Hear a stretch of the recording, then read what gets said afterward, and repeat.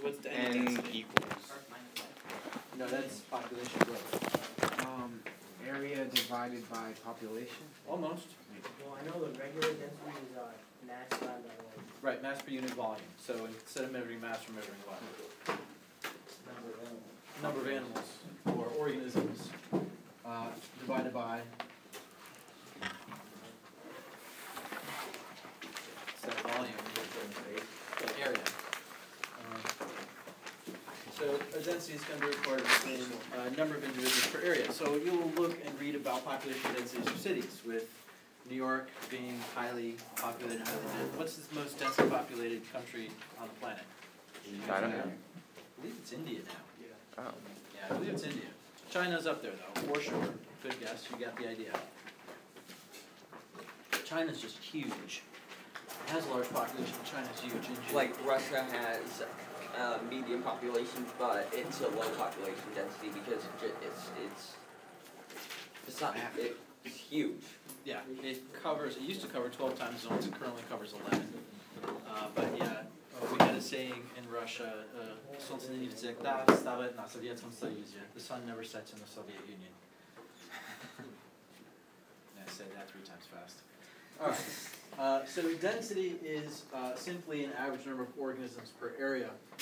Campbell decided to contrast that against distribution, which is where you had the 3 models of distribution, where you had clumped and you had kind of like scattered and you had, what was that, random, I guess? Yeah, and then uniform. So distribution is slightly different than density. And I just wanted to kind of bring that to death. That's about all you need to know about it. A lot of this chapter is factoidal, and then a lot of the next chapter is kind of like, what are you going to do with it type of stuff. Then they were talking about reproduction, and there was case-selected and R-selected reproduction, if you remember. They talked a bit about reproduction, and it was scattered in its approach yet again. So they talked a little bit about, as a side note, semelparity versus iteroparity, which are humans. Yeah, we practice iteroparity. This means that you can reproduce more than once.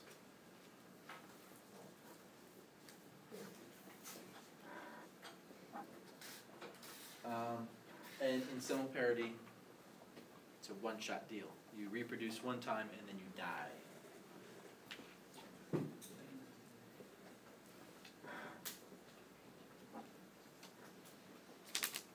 Obviously, iteroparity is the more common. Sir? Isn't semelparity the one that they like reproduce in thousands? Oh yeah, you better, because if you're 1 for 1, you're on the road to decline. So kind of like with salmon or most fish? Not most fish. Or most fish actually live for multiple years. Salmon, you're absolutely correct, especially the Atlantic salmon. Yes, well, spiders can produce more than one group of egg clusters before they die, but they only live pretty much for 1 year. And praying mantis, don't they die after they give birth because of weather conditions? Well, they labor. Generally, the mother becomes dinner for her offspring. Yeah. Yeah. Well, that's okay, because their father was mom's dinner. You guys know how praying mantises mate? Yeah. Fight that off. Yeah, the male will very carefully mount the female. He's smaller than she is. He mates with her.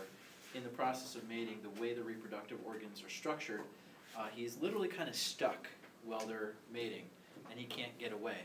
And at that point, she turns around and bites his head off. Most insects don't have a brain.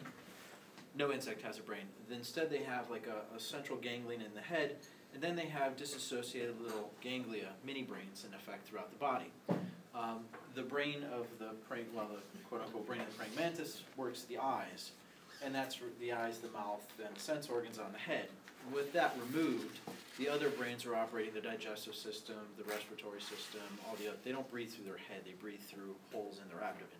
So basically, she just pulls the head off, and everything else is still working for a while. So he finishes mating even though he doesn't have a head. And then she uses his body as nourishment to help produce the eggs. Yeah, all the guys got quiet. Yeah, so that's similarity, and that's a gruesome way of doing it. There are other insects that do it. There's an entire family of insects called the mayflies. They're called Ephemerilidae. Ephemeral.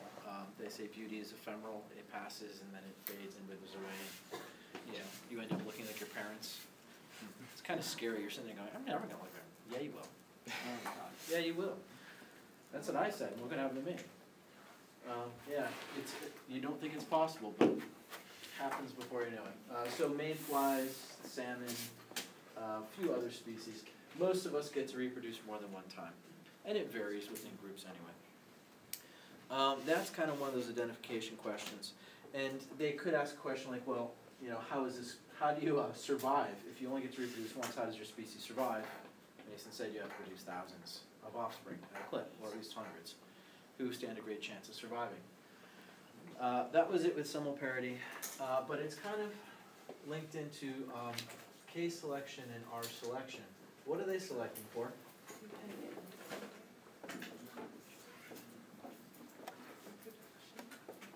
The selection word is key here. Where do we see selection?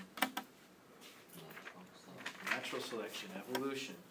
So K selection, in terms of selecting individuals to survive, K stands for what? We talked about it yesterday briefly. Sorry? Carrying capacity. Carrying capacity. So in K selection, what traits are valuable if you are selected to survive?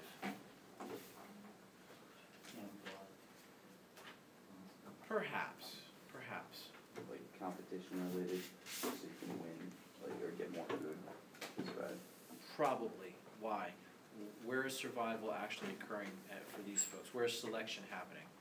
Well, it's like, since they're at the carrying capacity, they need to fight over the materials. Right. So it would be within the population. It's always within the population. There's always competition within the population. K selection, this is natural selection acting, spelled with the C usually, at high population density.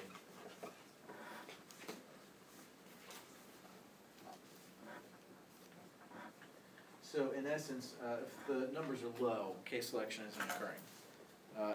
There's enough food, there's enough resources, there's no selection really within the population. As the numbers start to hit carrying capacity, those folks who can outcompete, all of a sudden it becomes important. So the ones that are better scavengers, better hunters, better camouflage, better, whatever you're better at, these are the things that nature is selecting for, and it's happening at high density populations. As compared to R, now R was related to what? The rate at which it like grows. Right, R max. It's related to R max. Now that's happening at what kind of density? Low. Low. Yeah, very low. So this is selection occurring at low density.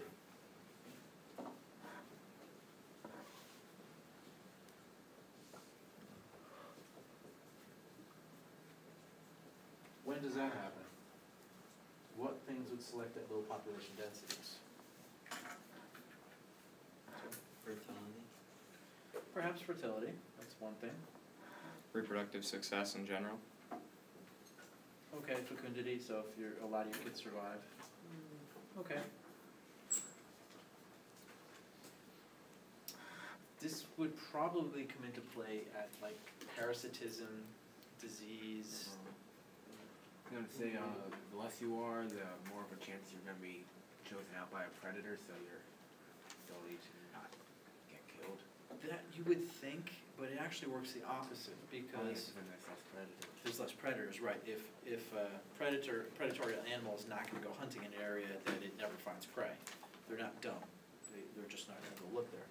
So there was K selection, R selection. Kind of do with it like you could do kind of what you want with it.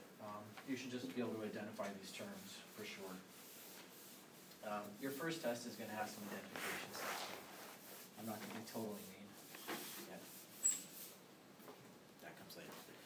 Alright, so then we have, in terms of selection, we have density dependent and we have density independent.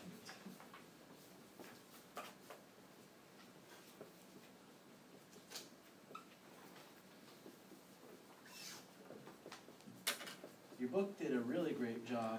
As a matter of fact, it went vomitously, disgustingly overboard on density dependent, and it didn't talk much about density independent at all. So in terms of selection that is density dependent, our poor little slugs, your book calls it toxic waste. You'd think you were playing in a nuclear dump field somewhere. Toxic waste is really talking about biological waste, sewage, chemicals, or gases rather, carbon dioxide, etc. But, you know, part of living is processing stuff and getting rid of it.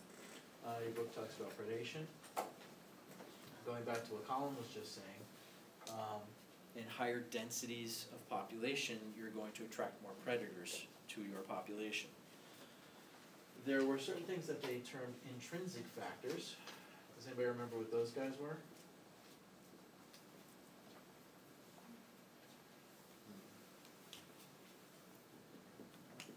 Biological, like delays, so like delay in like maturity for reproduction. Okay. These are actually talking about at certain population densities, it triggers hormonal changes in some species and it alters behavior. There are some, particularly rodent species, are a little weird. At high population densities, they become nasty and aggressive. Sometimes it shuts down the reproductive capacity. Sometimes you'll find parents killing their own children because of food competition. The way nature sees it, you're already an adult and capable of reproduction, and the offspring is going to need to acquire resources. If you kill that young, it doesn't acquire the resources that you need to keep reproducing. So at a certain level, it makes sense to kill your children if food is getting scarce and you're young enough to keep reproducing. If you're older, however, and you're going to die off, it makes no sense to kill the young because they're going to come up and reproduce. So it's kind of interesting to see how that all balances itself out, but it's kind of bad. One day mom walks in and just blows your head off. Sorry, not enough food today. Territoriality. And that's tied to mating partners, which your book didn't say. It's not just that, you know, you want to have the most territory. That's nice. A lot of time it's actually attached to mating partners. And obviously food.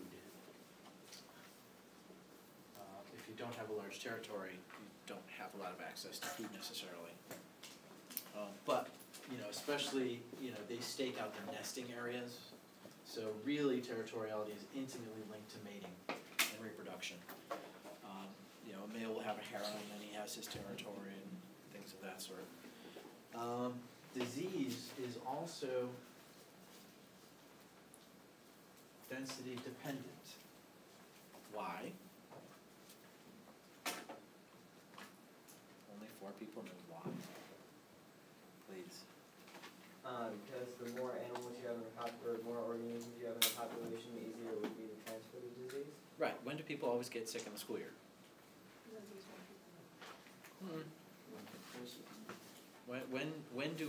When do we walk in and boxes of Kleenex are disappearing daily? During the winter. Yeah, why? Because everyone's in the same building, no one wants to be outside when it's cold. Yeah, well, worse, I mean, you're all in the same building right now, so nothing is gonna change for you immediately, actually. You're all in the same building right now. Why are you not sick now, but you're sick during the wintertime? Well, if one person gets sick during the winter time and then they decide to go into school, they would get another person sick, they might get another person sick, but disease is also, you have a higher chance of getting sick in the winter, so you have a higher chance of it spreading from one person to another. If your health is failing you, what do you think? Might your immune system be suppressed in the winter? It could be. Some people more so. It could be. The disease can only survive in warmer areas, so it tries to make its way into maybe some sort of animal, let's say that it tries to get into a human being it gets into a human being, then it comes to the school, it finds that this is a good environment because it can't survive outside where it's all cold and everything. You all are too smart for your own good. But you're missing the obvious. Cora, what are you thinking? A lot of people travel in the winter time, so then you have more diseases probably in one place at once. Possibly. Hadn't thought of that. What do you think? There are less people outside, so it doesn't get spread out outside as much, and more people inside, so it starts going towards people where all the people are. Right.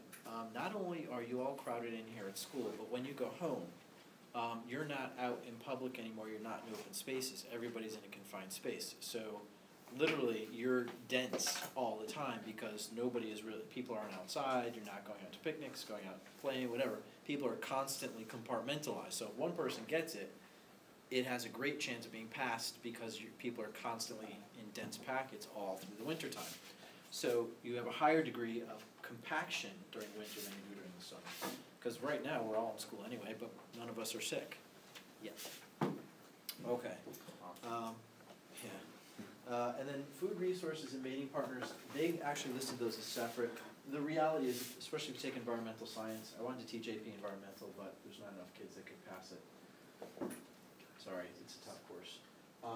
This is all intimately linked, but mating partners and food are also density dependent. All right, so what factors are density independent? Weather, that's a good one. Weather meaning floods, tornadoes, hurricanes, droughts, all these natural disasters that could come along with too much or too little or too violent kinds of water. It could also be tsunami. It could also be earthquakes. People of Haiti found that out. Nuclear reactors being crushed in Japan from earthquakes. Density independent, in other words, who is being selected to live and die has absolutely nothing to do with the density. It simply has to do with, are you in a place that's suffering from these conditions? And that's all there is to that. And that pretty much wraps us up on the important stuff in 53.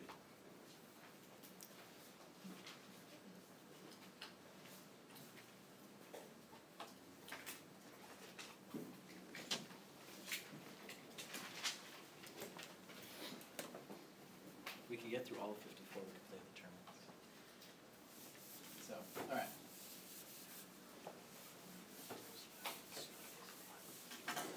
And again, I would urge you to go back and take a look at the questions that I gave you with the study guides. Morgan asked, is there a study guide for this test? I'm like, yeah, you have them. They were attached to those little multiple choice questions. Those give you all the key points. If you're looking at those key points and something in your brain isn't going, oh yeah, and this and this and that and the other thing, you don't know the material yet, and you need to go back and study some more. All right, chapter 54 was what?